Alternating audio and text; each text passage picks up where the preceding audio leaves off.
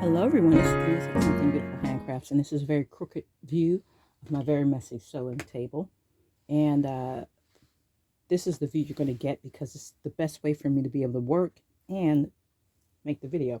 So I'm in the home stretch of the dresses. I'm going to start dressing the dolls maybe tomorrow, maybe the day after Thanksgiving, it depends.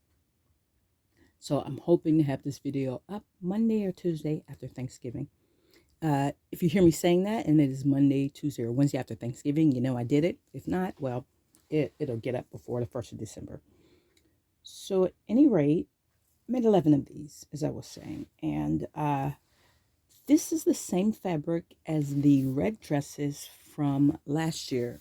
I probably could just pull one off and show it to you, but we're going to just stick with that. And you know what? Let me just go ahead and grab the bag.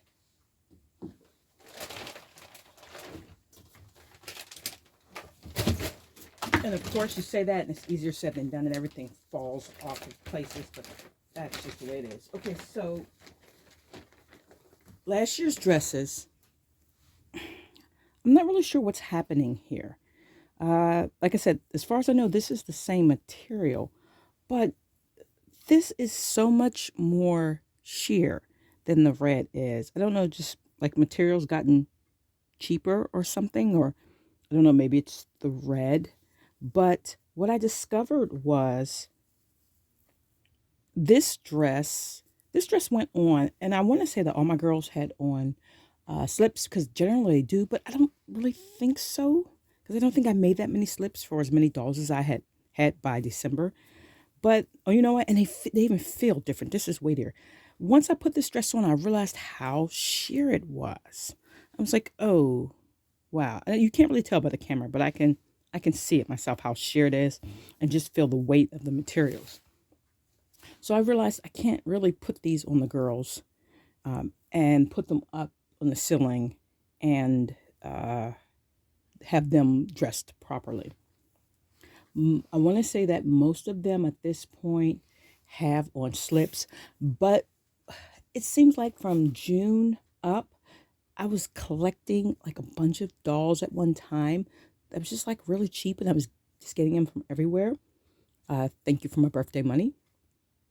And so the amount of slips that I was making for them was outpaced by the number of dolls. And also the material that they were wearing in the summertime was different. It was a heavier cotton, which didn't really require slips for some dolls.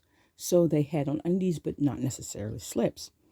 So here I am in November with these dresses that are too sheer and they require slips. So that's what I've been doing for the past couple, well, I don't want to say past couple hours because I've been doing other things and my notifications aren't turned off. So at any rate, I am making everyone underslips, or at least some of them. I can't rightly tell who doesn't have them on right now because they're all wearing khakis and blue jeans and dark shirts.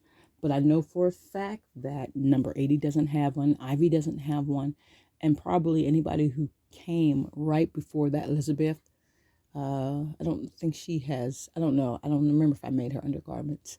But they're going to need some undergarments. Ruthie doesn't have any. So this is Molly's slip pattern. This, I got to tell you, for the most part, any doll after Rebecca, and probably Rebecca too, is going to have on Molly's slip pattern because, you know, although Molly's is a 1940s girl, that slip pattern pretty much works for anybody from the 20s onward, especially all the modern dolls. So I'm just going to make a bunch of these. Here's the fronts. Just cut the fronts. I'm going to go ahead and cut all the backs. And you can see how little fabric I have left. Just a little skinny, but just enough to fold it over and cut these backs. And then that is basically going to be the end of the making. I have the boy shirt here. And I made the boy shirt from modifying Molly's pajama. We'll see how that turns out. Because I was just too cheap to buy a boy shirt. And I really couldn't find any boy blazer patterns. There was like only two, and the one didn't even have the picture of it finished. It was just like it was like a sketch out, and like two people had bought it, and it wasn't enough for me.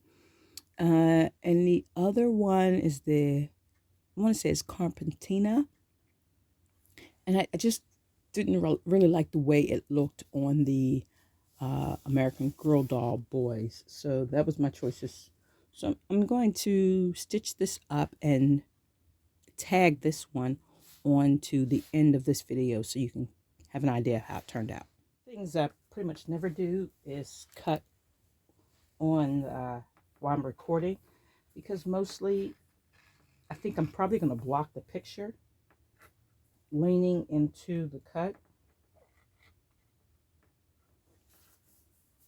I don't really see how I can do this without bumping into the camera at the angle that I'm doing it at.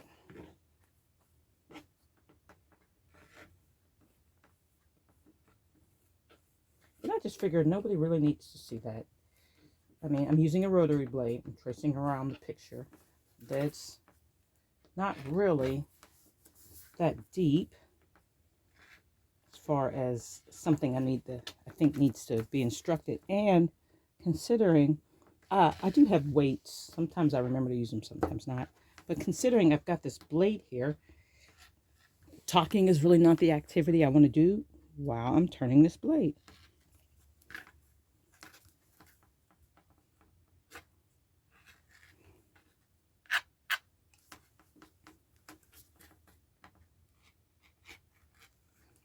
Okay, so basically, that's what's actually happening behind the scenes. It's actually time for me to start the dressing, but because I said that I was going to tack on the boy's shirt at the end, I decided I better go ahead and tack on the boy's shirt. So here's what happened. I tried to use Molly's pajama pattern from the Pleasant Company patterns, because to me it looked like a shirt that was most like a boy's shirt. So I tried to figure this out, and I figured Molly's pajama shirt kind of looked, kind of neutral, and I would work on that. Well, I don't know if it's because when the patterns were scanned and printed, that it lost some instructions, because I've noticed that some of the patterns are clipped in certain ways where they seem like they're missing a step or two. Whether that particular outfit just has bad instructions, because yeah, there are some sticky spots in the Pleasant Company instructions, but I just could not figure out what was happening with that pattern. And so I was like, I don't want this. What I actually decided to do was use the top part of the shirt waist dress from, I want to say it's Kindred Threads shirt waist dress. And from what I could tell, the shoulders were really straight. The sleeves were not gathered or puffed in any way. The sleeves were straight to the arms. They weren't shaped. The bodice part was not shaped. It has a place where you would put the darts in, but I just left the darts out. And so this is what I wound up with. And to me, this seems like a pretty gender neutral, masculine-ish kind of shirt. I did lengthen it considerably because it would have been, of course, short for a bodice. And I will put this one side by side with Mary Ellen so you can see that. And it's still got that rounded because I took apart the one I had cut from Molly's pajama pattern, and I've reused the fabric. So I cut the pieces right out from what I had already cut. So I still want it with this kind of rounded tail at the bottom. But I'm just going to go and hem that, and it's going to be great. I'm sort of semi-satisfied with this. I had a little trouble matching the arms here, so I did have to put some tuck. I put a tuck facing the back around there. So I'm not really sure what happened. I don't know about that. I left the sleeves open down here instead of using the V cuff. I still at some point might wind up buying the shirt from Pixie Fair. I don't know. I just wanted to kind of put my new skills into use and make my own. But I think it turned out fairly well. Put some buttons on it and we'll see how it goes. Okay, you can see this big mess here. Elizabeth's already undressed, and it is time for me to go ahead and get everybody redressed. That's going to be a long video, so I'm trying to decide how I'm going to break it up.